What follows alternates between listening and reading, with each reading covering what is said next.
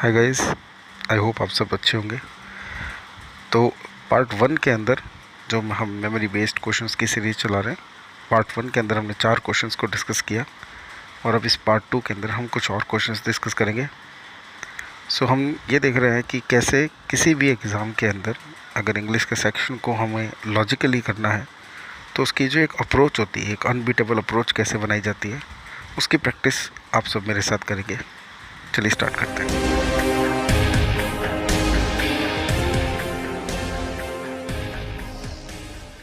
आइए fifth question देखते हैं।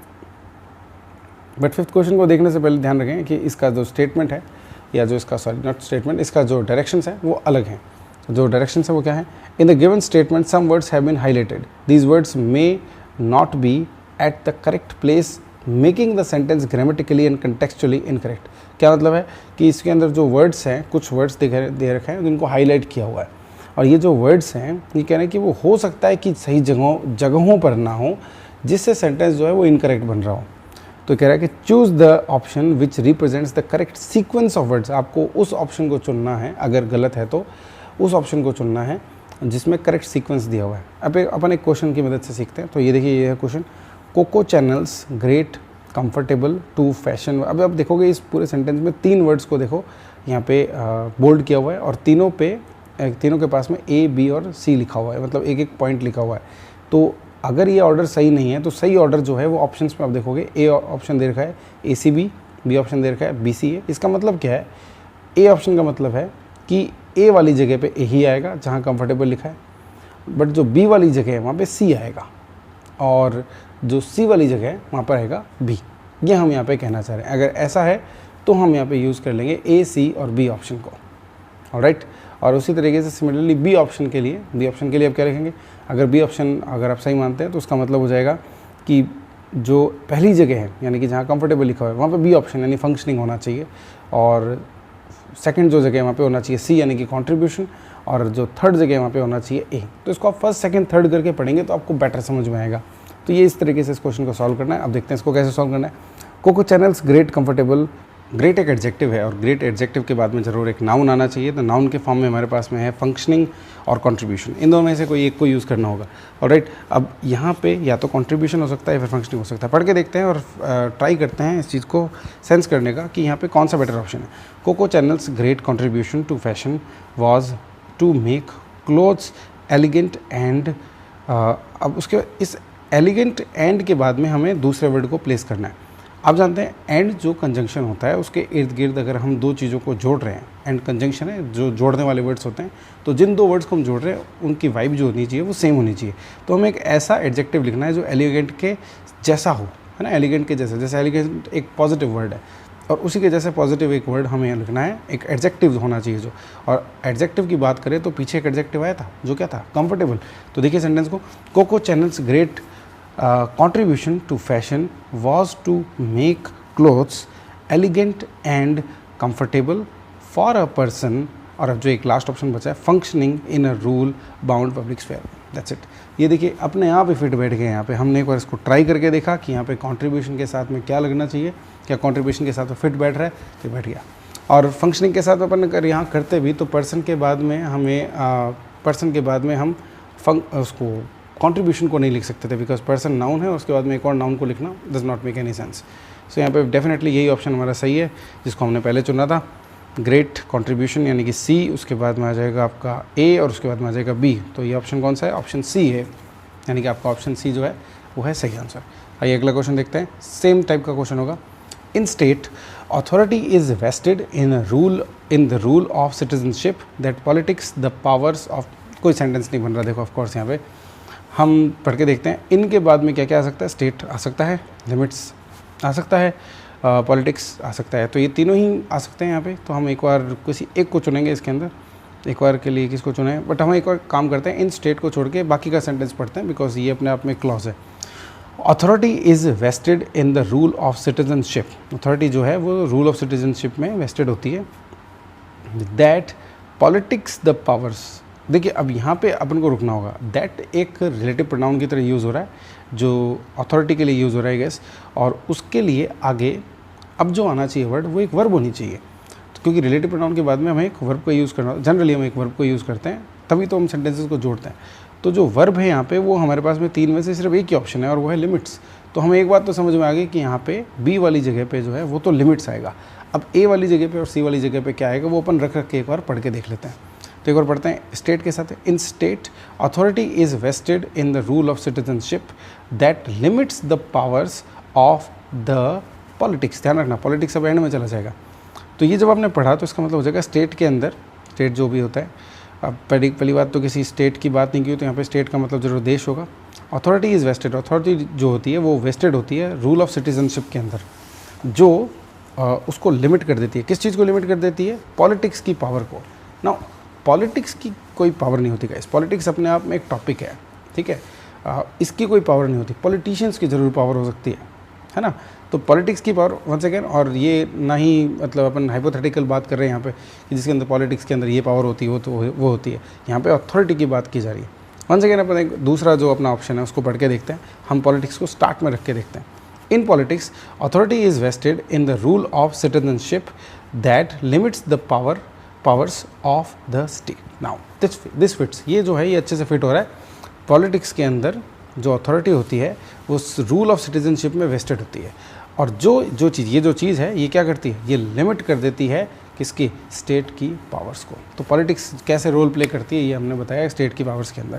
तो इसका जो ऑप्शन हो जाएगा वो हो जाएगा बी, फिर सी ए, बी सी ए किसमें दिख रहा है? डी ऑप्शन में। तो आपका इसका आंसर है ऑप्शन डी। आइए अगला देखते हैं, क्वेश्चन नंबर 7। रेगुलर एक्सरसाइज, ये बहुत ईजी है। Can help boost stress levels, lead. अपन रुक जाते हैं, अपन देखते हैं पहले भी कौन कौन आ सकता है। देखो हेल्प वर्ब है, उसके बाद में एक और V1 अपन यूज़ कर सकते हैं बेयर इन्फिनेटिव के रूप में। तो बूस्ट एक वर्ब होती है, लीड भी एक वर्ब होती है, रिड्यूस भी एक लीड वर्ब होती है। तो ये तीनों ही यहाँ पे आ सकते हैं। बट एक यहाँ पे जो क्लॉज बन रहा है एक बार उसको पढ़ के देखते हैं। Regular exercise can help boost stress levels. Regular exercise stress level को बूस्ट थोड़ी करती है। You understand this? बूस्ट का मतलब बढ़ा देना होता है बहुत ज़्यादा, अचानक से बहुत कोई चीज़ बढ़ जाती है तो उसको अपन बूस्ट बोलते हैं। और लीड भी नहीं करते स्ट्रेस लेवल को, बट वो रिड्यूस ज़रूर कर सकती है। तो रेगुलर एक्सरसाइज जो है वो हेल्प करती है स्ट्रेस लेवल को रिड्यूस करने में। इसलिए यहाँ पे जो है वो सी जो है एकदम परफेक्टली फिट बैठता है। हम जल्दी से ऑप्शन की तरफ देखेंगे तो आप देखोगे ए और सी ऑप्शन ऐसे हैं जिनमें ए और सी ऑप्शन ऐसे हैं जिसमें सी जो है वो पहले नंबर पे आ रहा है। तो हमें समझ में आ गया ए और सी में से कोई एक आंसर होगा।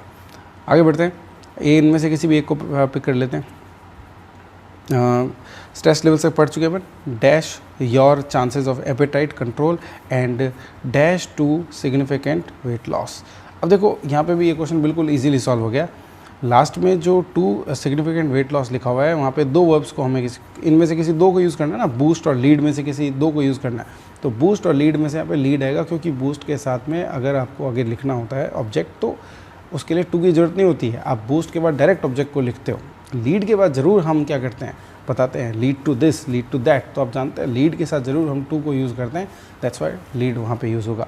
और जो जगह बची है वहाँ पे आ जाएगा बूस्ट। पढ़ के भी देख लेते हैं क्या सेंस बनता है। आइए, regular exercise can help boost stress level, help reduce stress levels, comma boost your chances of appetite control and फिर आ जाएगा lead to significant weight loss. अब यहाँ पे देखिए बिल्कुल एक प्रॉपर और मीनिंगफुल सेंटेंस बन रहा है।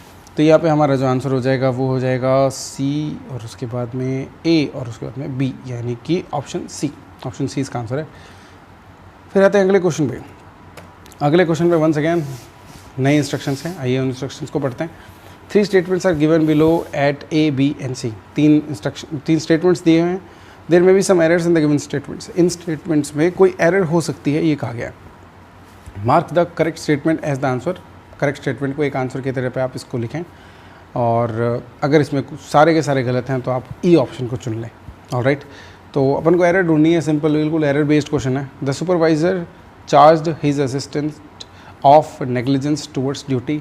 अगर आप इन एग्ज़ाम्स की तैयारी कर रहे हैं तो आप जानते हैं चार्ज जो वर्ब होती है उसके साथ में ऑफ प्रीपोजिशन नहीं आता है विद। तो यहाँ पे हो जाएगा the supervisor charged his assistant with negligence towards duty. Alright, तो इसमें ए में तो एरर निकल ही गई। आइए बाकी भी तो पढ़ने पड़ेंगे अपन को। द रिपोर्ट स्टेट, यहीं रुक जाओ। रिपोर्ट सिंगुलर सब्जेक्ट है, उसके बाद में स्टेट वर्ब को यूज़ किया गया है। तो स्टेट वर्ब के लिए सिंगुलर अगर हमारा सब्जेक्ट होएगा तो स्टेट थोड़ी लिखेंगे, स्टेट्स लिखेंगे। या अगर हमें यहाँ पे चलो फर्स्ट फॉर्म नहीं लिखनी होती तो सेकंड फॉर्म लिखते हैं एटलीस्ट, या फिर थर्ड फॉर्म लिखते, थर्ड तो चलो नहीं आती, लेकिन या तो सेकंड आएगी या फिर फर्स्ट के साथ में एस आएगी। तो यहाँ पे या तो होगा स्टेट्स या फिर होगा स्टेटेड, ठीक है। ऑफकोर्स यहाँ पे स्टेट्स होगा क्योंकि आगे प्रेजेंट टेंस लिखा हुआ है दैट के बाद में, तो दूसरे में भी हमें गलती मिल चुकी है। अब हम देख लेते हैं सी को। The government is heavily relying on the Atmanirbhar project to cope with the economic slump. तो गवर्नमेंट के साथ में is heavily relying on, relying के साथ ऑन आता है, no problem. The Atmanirbhar project to cope with is no problem, the economic slump. तो इसमें कोई भी एरर नहीं है, तो हमारा ये जो ऑप्शन है वो हो जाएगा ऑप्शन सी, क्योंकि हमें मार्क द करेक्ट स्टेटमेंट करना है, जो करेक्ट है उसी को मार्क करना है। तो इसमें ओनली सी को चुनेंगे, जो कि सी ऑप्शन है। चलिए आगे बढ़ते हैं, अगला क्वेश्चन देखते हैं। अगला क्वेश्चन है आपका, इसमें जो पहला स्टेटमेंट अगले क्वेश्चन में, the center and the service has been under. देखो ये पता नहीं कितनी बार आप चाहे ऑनलाइन पढ़ते हो या ऑफलाइन पढ़ते हो, अगर आपने पढ़ा है तो बहुत बार आपको टीचर्स ने आपको चीख चीख के सिखाया होगा। अगर दो चीज़ें एंड से जुड़ रही हैं, दो नाउन एंड से जुड़ रहे हैं, तो वो प्लूरल वर्ब लेंगे, इसके साथ हैज़ नहीं आएगा, यहाँ पे हैव आएगा। हाँ मैं जानता हूँ आप इससे ज़्यादातर स्टूडेंट्स सोच रहे होंगे कि दोनों अगर वो एक सिंगुलर एंटिटी को रिप्रेजेंट करते हैं तो उनके साथ सिंगुलर वर्ब आती है, लेकिन यहाँ पे सेंटर और सर्विस दो अलग अलग चीज़ें होती हैं ऑफकोर्स। तो यहाँ पे हैज़ नहीं आएगा, यहाँ पे हैव आएगा। तो ये ए में पहले ही एरर निकल गई। बी में सोचते हैं, देखते हैं, the center will run on advanced technologies and AI/ML tools to mitigate potential threats. Sentence को बार बार पढ़ने पे भी इसमें कोई एरर नहीं मिल रही है। So let's move ahead. We will be continue. अब देखो मैंने बहुत बार शायद अपनी बेसिक की क्लासेस में भी बताया हुआ है कि बी फॉर्म के बाद में कभी भी फर्स्ट फॉर्म नहीं आ सकती। बी फॉर्म के बाद में या तो आती है V1 ING फॉर्म या फिर आती है V3 फॉर्म। तो या तो कंटिन्यूड हो या फिर कंटिन्यूइंग हो। इस सेंटेंस में ऑफकोर्स कंटिन्यूइंग होना चाहिए, तो ये सी भी गलत हो गया, यानी कि हमारा ऑप्शन बी जो है वो सही है, ओनली बी। ऑलराइट, आओ अगला देखते हैं जल्दी से। Question number 10, the minister took full responsibility on the disaster. No, took full responsibility of the disaster हो गया। यहाँ पे रिस्पॉन्सिबिलिटी ऑफ होता है, ध्यान रखें, रिस्पॉन्सिबिलिटी ऑन नहीं होता है। The governor have come under attack, यहीं पर ही रुझाना है हमको। गवर्नमेंट के साथ में हमने यहाँ पे प्लूरल वर्ब को यूज़ किया। ऑफकोर्स गवर्नमेंट के साथ में सिंगल और प्लूरल दोनों वर्ब यूज़ होती हैं, बट जजमेंट ये होता है कि गवर्नमेंट जो बॉडी है उसके अंदर इंक्लूडेड जो लोग हैं, अगर वो डिफरेंटली काम कर रहे हैं, अलग अलग चीज़ों पर काम कर रहे हैं, तो हम वहाँ पे प्लूरल वर्ब का यूज़ करते हैं। अगर वो सिंगुलरली एक बॉडी के तौर पे काम कर रहे हैं, तो फिर हमें वहाँ पे क्या करना होता है, सिंगुलर वर्ब को यूज़ करना होता है। The government have come under attack from all sides for cutting education spending. यहाँ पर कुछ भी ऐसा सेंस नहीं दिया गया है जिससे ये पता चल सके कि गवर्नमेंट एक डिफरेंट इंडिविजुअल्स से बनी हुई बॉडी है। तो यहाँ पे ऐसा कोई सेंस नहीं दिया गया है, तो इसलिए हम यहाँ पे सिंगुलर वर्ब का यूज़ करेंगे, ये गलत हो जाएगा। यहाँ पे हो जाएगा हैज़, द गवर्नमेंट हैज़। तो ऑप्शन सी होना चाहिए वैसे तो, लेकिन फिर भी हो सकता है क्या पता सारे इनकरेक्ट हों। The Republicans are relying on their agriculture policies, ठीक है, कोई दिक्कत नहीं है, to deliver the farmers votes. So there is no error in this sentence, तो हमारा ऑप्शन सी हो जाएगा इसके अंदर आंसर। That's it.